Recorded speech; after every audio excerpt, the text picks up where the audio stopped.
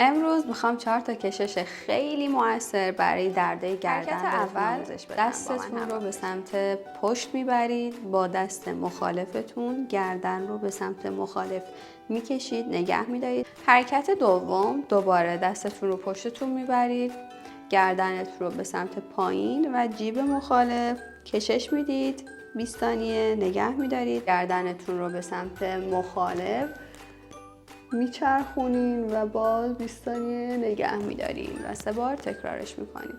حرکت آخر رو نیاز به یک شال داریم.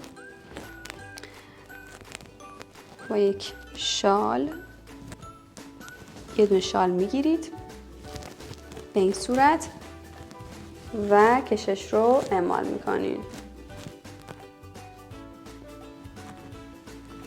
20 ثانیه نگه دارین و 3 ست